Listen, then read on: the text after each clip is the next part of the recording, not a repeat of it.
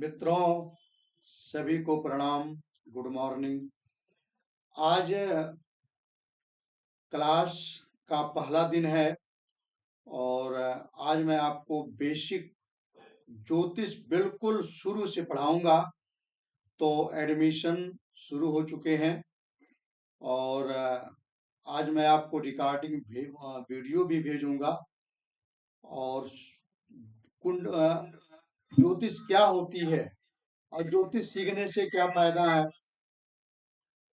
पहले बात तो हम ज्योतिष सीखने से फायदा बता दें।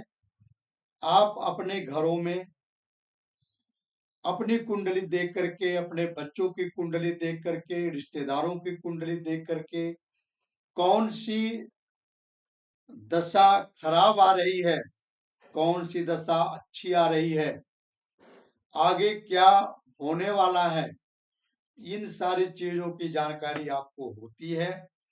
उनको बोलते हैं दैवज्ञ। अब जिन लोगों को क्लास ज्वाइन करना है, बहुत सारे लोगों का कमेंट आता था कि गुरुजी पढ़ाएं।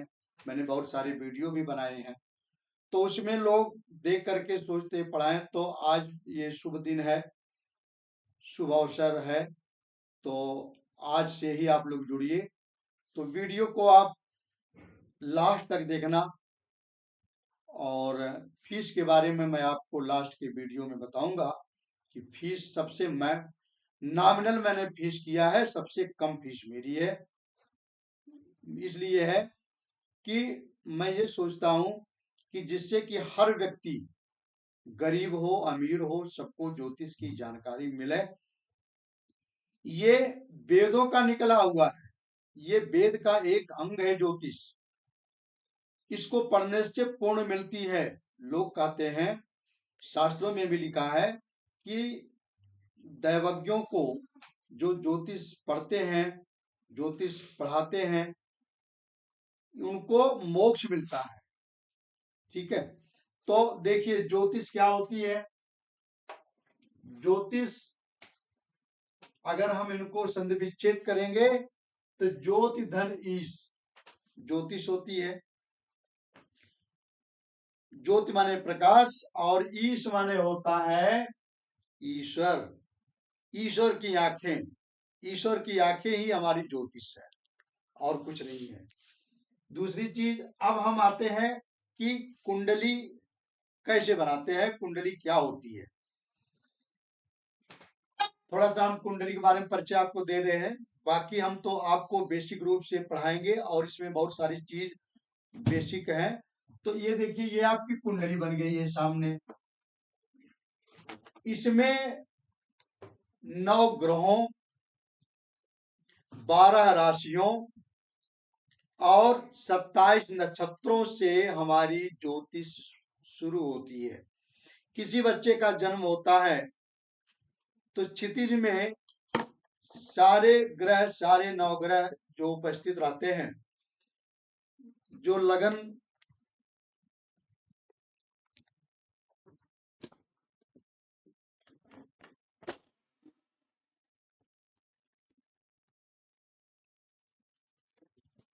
जो लगन में राशि उदित होती है, वही हमारा लगन बन जाता है।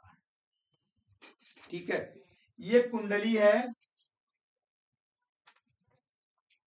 उत्तर भारतीय कुंडली है ये।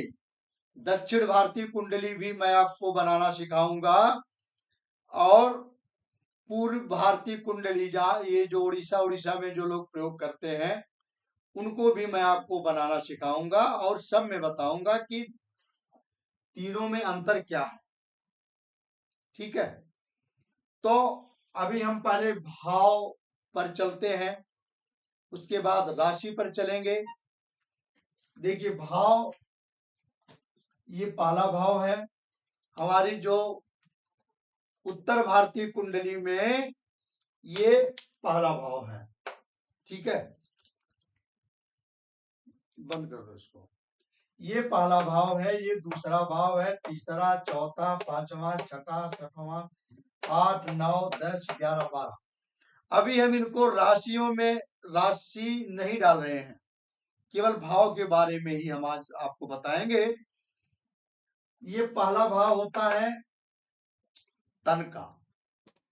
आपके कुंडली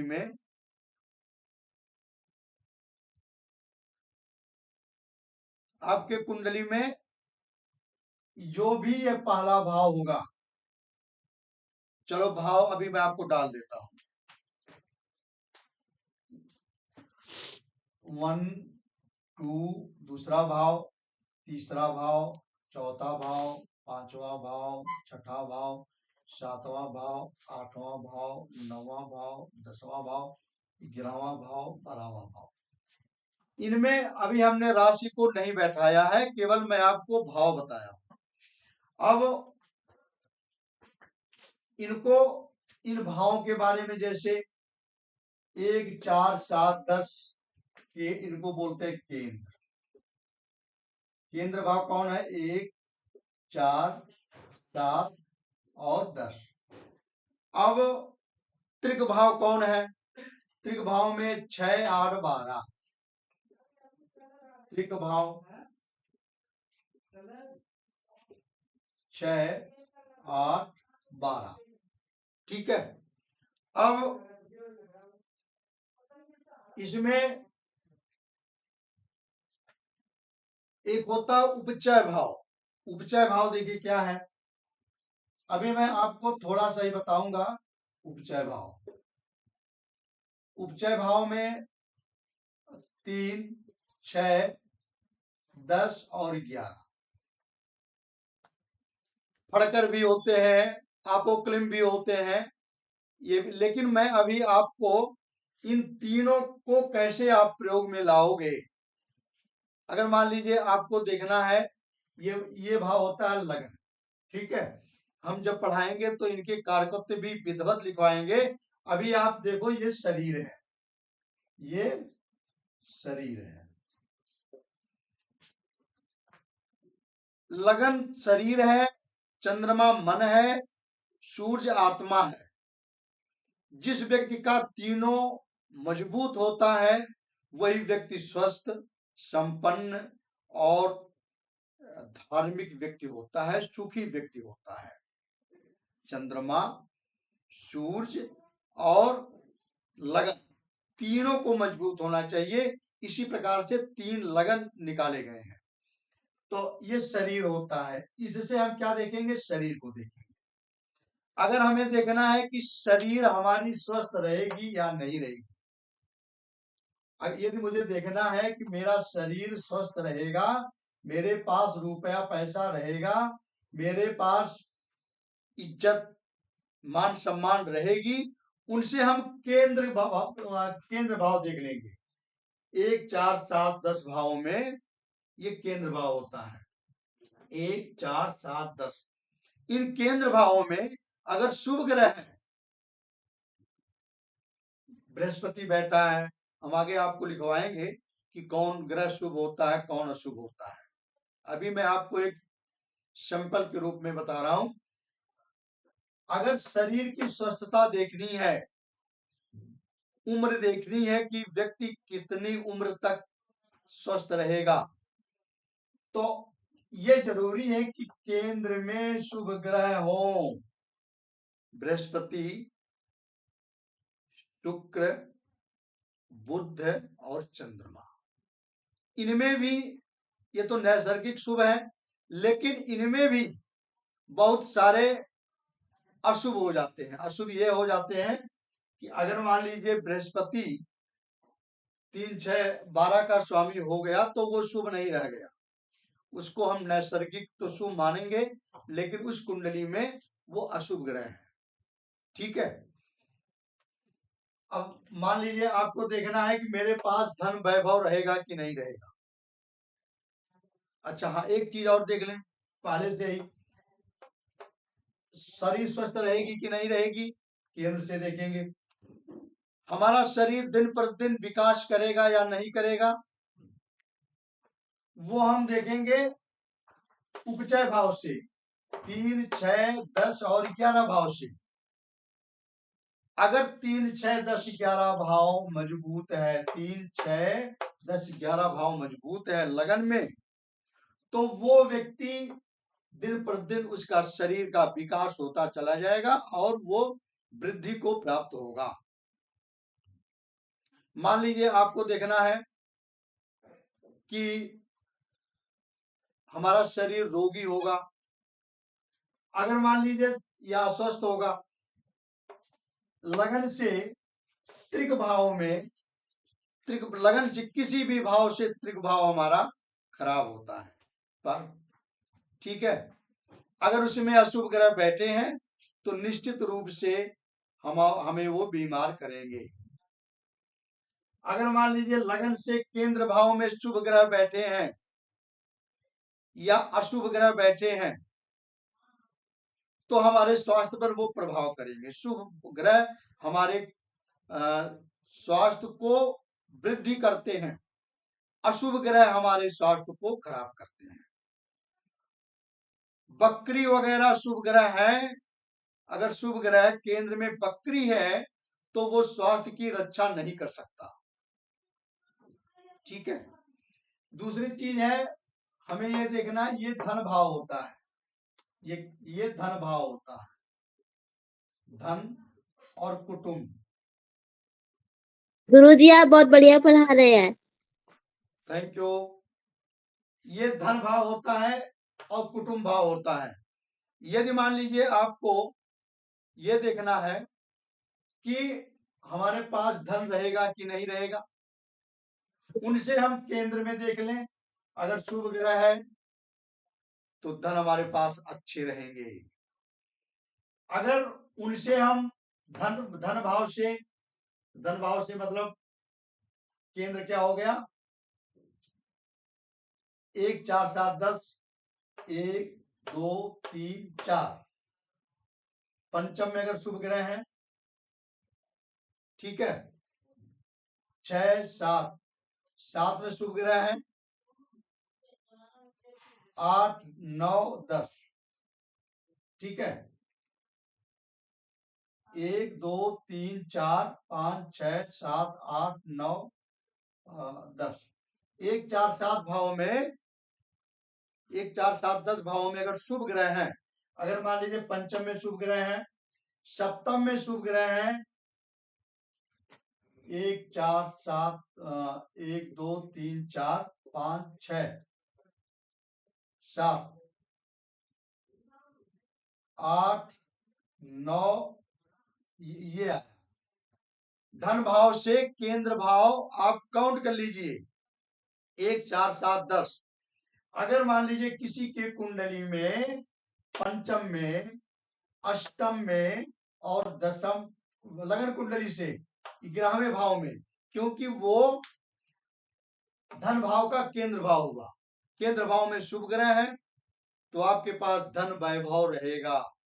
लोग कुंडली भेजते हैं, बताते हैं गुरुजी देखिए कि धन भाव रहेगा या नहीं रहेगा, हमारे पास धन संपदाएं रहेगी या नहीं रहेगी, तो हम धन भाव से केंद्र भाव को काउंट करते हैं। केंद्र भाव मैंने आपको लिखवा दिया है। अभी आपको इसलिए इतना बता रहे हैं कि अभी मैंने इसमें किसी राशि को नहीं इंगित किया है, केवल भाव ही समझिए। अब अगर बाई चांस मान लीजिए आपको ये देखना, हाँ धन भाव से हमारी धन वृद्धि होगी या धन क्षय होगा, हम धन कमा करके वृद्धि करेंगे या हमारे पिता का दिया हुआ धन भी क्षय हो जाएगा, उसमें हम कहा देखेंगे, उसमें हम उपचय भाव देखेंगे। दूसरे भाव से 3, 6, 10, 11 में अगर मान लीजिए अच्छे ग्रह शुभ ग्रह बैठे हैं तो धन वृद्धि होगी। अगर मान लीजिए 3, 6, 10, 11 में अशुभ ग्रह बैठे हैं तो वो आपके धन को नाश करेंगे। Can you repeat? ये उपचय भाव होता है। उपचय भाव देखिए, उपचय भाव में 3, 6, 10, 11, जैसे मान लीजिए हमें ये देखना है कि हमारे पास धन संपदा रहेगी कि नहीं रहेगी, हमारी धन दिन प्रतिदिन बढ़ेगी या नहीं बढ़ेगी, तो वहां से उपचय भाव को हम देख लें। उपचय भाव को हम वृद्धि भाव भी कहते हैं। अब ये यहां से उपचय भाव कौन है, अभी इनको मैं मिटा देता हूं।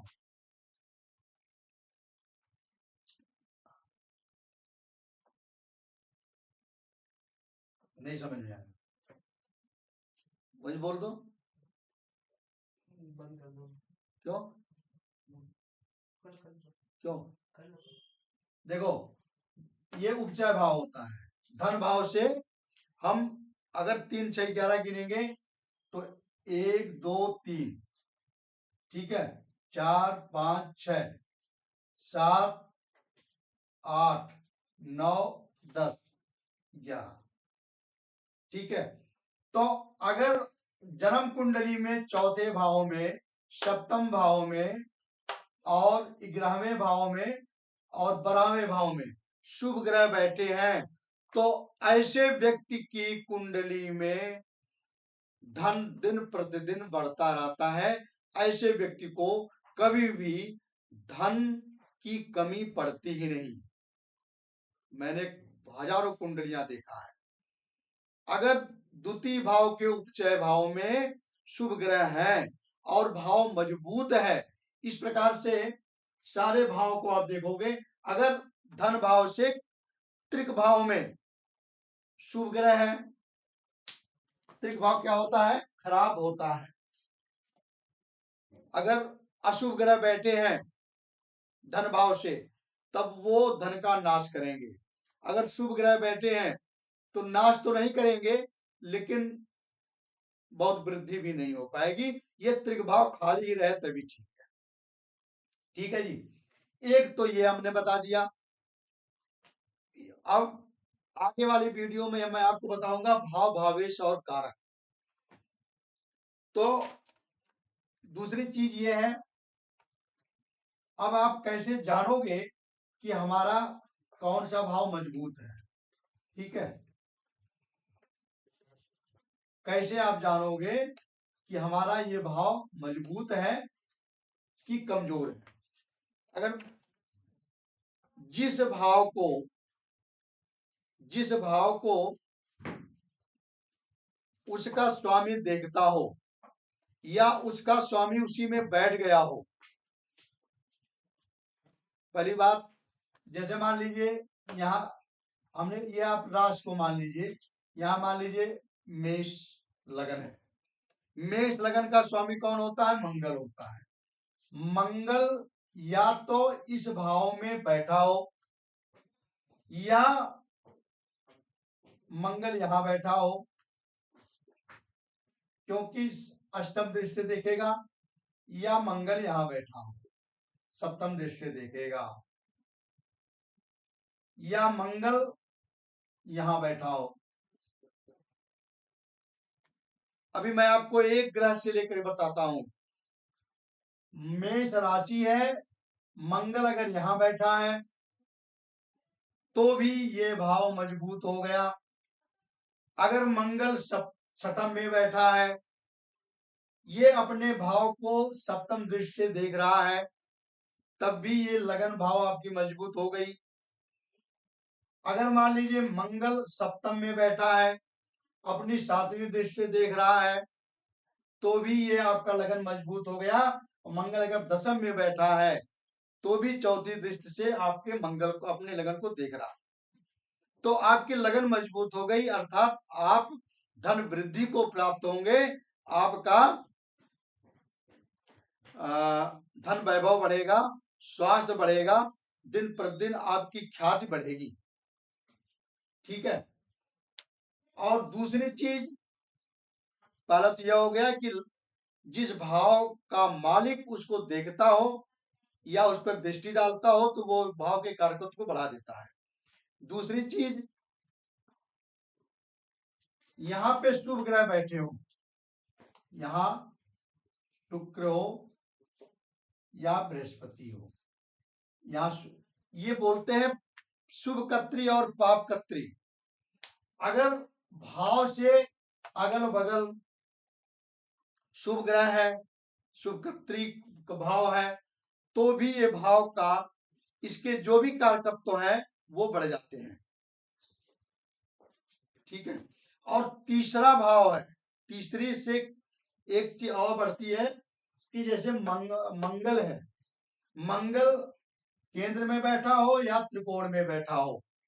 त्रिकोण भाव क्या होते हैं? 1, 5 और 7, 1, 5 और 9, ये त्रिकोण भाव है। लगन का मालिक केंद्र में बैठा हो या त्रिकोण में बैठा हो तो भी ये लगन मजबूत हो जाती है। इसी प्रकार से हमें ये देखना है कि धन भाव मेरा मजबूत है कि नहीं मजबूत है। हमें ये देखना है धन भाव मजबूत है कि नहीं मजबूत है। तो धन का मालिक शुक्र, यहाँ धन भाव में वृषभ राशि है। जो भी राशि हो, मैंने तो वृषभ ही लिखा है। अगर किसी की समझ में नहीं आएगा आप फिर से पूछोगे। और यदि मान लीजिए जो लोग एडमिशन करवा लेते हैं, बाई चांस उनको यहाँ समझ में नहीं आता, तो मैं ये मेरा व्हाट्सएप नंबर है और यही मेरा पेटीएम नंबर भी है। इस पर वो मुझे मैसेज करेंगे, मैं क्लास के अतिरिक्त उनको विधिवत फोन करके बता दूंगा। ठीक है। तो इसी प्रकार से ये है। और भाव, भावेश और कारक, अगर धन भाव देखना है, धन भाव का मालिक धन भाव में बैठा हो या कहीं से दृष्टि पड़ती हो, धन भाव शुभ ग्रहों के शुभ योग में हो, उसके अगल बगल शुभ ग्रह हो, अगर पाप ग्रह हैं तो धन का वो नाश करते हैं। ठीक है। धन भाव का बृहस्पति दूसरे का कारक होता धन भाव का, और बृहस्पति भी अच्छी जगह हो। जिनका बृहस्पति 6, 8, 12 में पड़ा है या बृहस्पति खराब है तो उनके धन में प्रॉब्लम होती है। अगर मान लीजिए, एक चीज मैं आपको और बता के वीडियो बंद करूंगा, अगर मान लीजिए आपको देखना है हमारा काम कैसा चलेगा, हमारी नौकरी कैसे चलेगी, हमें नौकरी मिलेगी या नहीं मिलेगी, तो हम दसम भाव को उठाएंगे। दसम भाव का स्वामी यहाँ शनि है, या तो शनि दसम में बैठा हो या शनि कहीं भी बैठा हो जहां उसकी 3, 7 और 10 दृष्टियां होती हैं, वो अपने भाव को देख रहा हो, या शनि केंद्र और त्रिकोण में बैठा हो। ठीक है। तो भी ये 10वां भाव आपका मजबूत हो गया। और शुभ कत्री में हो, दूसरे तरफ शुभ ग्रह हो। अच्छा, अगर मान लीजिए, एक चीज और मैं आपको बताता हूं, जैसे उपचय भाव के बारे में आपको बता रहा था, अगर जहां शनि बैठा है, शनि मान लीजिए कहीं भी बैठे हैं, शनि मान लीजिए यहां बैठे हैं, शनि देवता, राजनेता की कुंडली में आप उठा के देखोगे, किसी भी मंत्री विधायक की कुंडली आप उठा के देखोगे, तो शनि का उपचय भाव जो है, शनि का 6वां भाव, जैसे उपचय भाव क्या होता है, 3, 6, 10, 11, तो शनि से 1, 2, 3, 4, 5, 6, 7, 8, 9, 10 और 11, लगन कुंडली में दूसरा भाव, तीसरा भाव, सप्तम भाव और 10वां भाव, शनि से उपचय भाव में अगर वृद्धि है, शुभ ग्रह बैठे हैं, वो ये सारे उपचय भाव मजबूत है, तो ऐसा व्यक्ति क्या बनता है, राजनेता बनता है, मंत्री बनता है। ठीक है। इसी प्रकार से आप सूर्य को ले लीजिए, बाई चांस आपके कुंडली में सूर्य कहीं भी बैठे हो, मैंने तो इनको पंचम में बैठा दिया। अगर सूर्य की कुंडली से उपचय भाव में 3, 6, 10, 11 भाव में शुभ ग्रह बैठे हैं, ये सारे भाव मजबूत हैं, अष्टक वर्ग में भी 28 से ज्यादा नंबर हैं, जो ग्रह वहां बैठे हैं वो भी अच्छे घरों के स्वामी हैं, 3, 6, 12 घर के स्वामी नहीं है, केंद्र भाव के स्वामी हैं। तो अगर सूर्य से उपचय भाव मजबूत है तो ऐसा व्यक्ति राजपत्रित अधिकारी होता है। किसी भी कुंडली में आप उठा के देख लीजिए, अगर सूर्य से उपचय भाव मजबूत है तो वही व्यक्ति सरकारी नौकरी पाता है। अगर मान लीजिए और देखिए, यहां मान लीजिए बृहस्पति है, बृहस्पति आपका चाहे जहां बैठा हो, मैंने तो आपको पंचम में बैठा दिया, यहां बैठा हो, कहीं भी बैठा हो, बृहस्पति से आप उपचय भाव देख लीजिए, 3, 6, 10, 11 भाव। अगर वो भाव मजबूत है, अच्छे भाव हैं, शुभ ग्रह बैठे हैं, अशुभता से कोई संबंध नहीं बना रहा है, तो ऐसे व्यक्ति विद्वान और प्रोफेसर होते हैं। आपके पास कितनी विद्या रहेगी, आप प्रोफेसर लाइन में रहोगे, कितना विद्वान बनोगे, आप बृहस्पति से देख लीजिए। ठीक है, मान लीजिए शुक्र है, शुक्र आप, मैंने यहां शुक्र बैठा दिया। अब शुक्र से उपचय भाव आप देख लीजिए, कोई आदमी फिल्म जगत में जाना चाहता हो, सिंगर बनना चाहता हो, नर्तक बनना चाहता हो, वो शुक्र से 10 उपचय भाव देख ले, ये काम हमारे लिए अच्छा होगा कि नहीं होगा, या हमारा वृद्धि होगा कि नहीं होगा। 3, 6, 10, 11 भाव देख लेंगे। अगर वो शुभ ग्रह बैठे हैं, शुभ ग्रह से दृष्टि है, भाव भी शुभ है, और उन भावों के मालिक भाव, उन भावेश उनको देखते हो। मान लीजिए आपको मंगल से देखना है,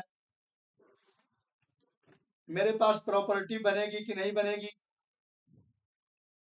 मेरे पास मेरे छोटे भाई का सहयोग रहेगा कि नहीं रहेगा, मैं सेना में जाऊंगा कि नहीं जाऊंगा, सेना की नौकरी मेरे लिए कैसी रहेगी, तो मंगल से वो उपचय भाव देख ले, 3, 6, 10, 11 भाव। ये मैं एक, और भी इसमें बहुत सारी चीजें होती हैं, ये मैं आपको एक मेन पॉइंट बता रहा हूं, जो कि केवल जन्म कुंडली से ही आपको पता चल जाएगा। ठीक है, अच्छा, जिस समय कोई कोई ये पूछता है कि हमारा प्रमोशन होगा कि नहीं होगा, तो जिस समय प्रमोशन होता है मित्रों, उस समय लग्न का, लग्नेश का, छठम का और दसम भाव का संबंध उस महादशा अंतरदशा नाथ से होता है। अगर आपका दसम भाव मजबूत है, 11वां भाव मजबूत है, उपचय भाव मजबूत है, तो आपका प्रमोशन निश्चित होगा। अगर आपके उपचय भाव में त्रिक भाव के स्वामी बैठे हैं, तो प्रमोशन आपका रुकेगा, आपका प्रमोशन नहीं होना है। ठीक है, ये तो गोचर हो गया, गोचर में मैं आपको बताऊंगा। टोटल कोर्स मेरा 6 महीने का होगा, फीस मैंने 6,000 रुपये रखी है। यदि कोई ये चाहता है कि हम मंथली फीस देंगे, तो 1100 रुपया महीना भी वो दे सकता है। ठीक है, बाकी ये मेरा पेटीएम नंबर है और ये मेरा व्हाट्सएप नंबर है। हमें भाव भावेश और कारक को देखना है। अच्छा, वीडियो बहुत लंबी हो जाएगी, तो इसलिए मैं आप विराम देता हूं। आपको मैं पूरा 6 महीने तक पढ़ाऊंगा, जिसमें बेसिक पूरा आपको ज्ञान देंगे। लोग पढ़ तो लेते हैं ऊपर ऊपर से बहुत, लेकिन बेसिक का ज्ञान किसी को होता नहीं, तो आदमी बाद में भटकता रहता है, उसका प्रोडक्शन सही नहीं होता। हाँ, एक चीज मैं आपको और बता दूं, जो लोग एडमिशन लेंगे, 1100 मान लीजिए फीस है, 6 महीने का 6,000 इकट्ठा जमा करना है, और मेरी प्रोडक्शन करने की फीस एक कुंडली की 1100 रुपए है। सबकी, जितने लोग एडमिशन लेते हैं, वो लोग 1 महीने में एक कुंडली प्रोडक्शन करवा सकते हैं, अपने घर की, अपने रिश्तेदारों की। इस तो उनकी फीस वसूल हो जाएगी, ये मैं आपको सुविधा देता हूं। प्रत्येक व्यक्ति 1 महीने में केवल एक कुंडली का प्रोडक्शन वो करवा सकता है। वो प्रोडक्शन हम आपके द्वारा करवाएंगे, उसी पर मैं आपको सिखाऊंगा भी कि प्रेडिक्शन कैसे किया जाता है। ठीक है, मेरा बहाना आपको सिखाने का रहेगा और आपको अपने भाई बंधुओं के बारे में जानकारी प्राप्त होगी। ठीक है, तो जो लोग ज्योतिष प्रेमी इच्छुक होंगे वो लोग हमारे इस व्हाट्सएप नंबर पे 9650561684 इस पर वो करेंगे। और जो मान लीजिए अगर एक सुविधा मैं और देता हूं आपको, यदि कोई आज पेटीएम करता है पूरी फीस, तो उसको मैं सुविधा देता हूं, उसको केवल 5,000 रुपए देने हैं। ठीक है, आज के लिए केवल ये आपके लिए ऑफर है। तो एडमिशन हो चुके हैं, कुछ लोग आ चुके हैं और 10 बच्चों तक ही 6,000 है, 10 स्टूडेंट तक। 10 स्टूडेंट के बाद जो भी आएंगे उनको 7,500 फीस देनी होगी। 6 महीने में मैं आपको एक कुंडली देखने के लायक बना दूंगा। हालांकि कोर्स मेरा और भी चलेगा, तो 6 महीने के बाद भी मैं जारी रखूंगा। तो इस प्रकार से आप लोग आए और ज्वाइन करें। मित्रों नमस्कार, धन्यवाद, आपका दिन शुभ हो। क्लास रुको, क्लास शनिवार रविवार को होगी रात में 10 बजे से 11 बजे तक। समय भी मैंने आपको बता दिया, नहीं तो आप कहोगे समय आपने नहीं बताया। शनिवार रविवार रात 10 बजे से 11 बजे तक आपकी क्लास होगी। उस समय सारे लोग, केवल ज्योतिष प्रेमी ही जगते रहते हैं, बाकी बड़ा सुनसान शांत माहौल होता है। ये इसलिए मैंने समय आपको चुना है। आप कहीं भी रहोगे उस समय आप अपने घर पे रहोगे। नमस्कार, धन्यवाद।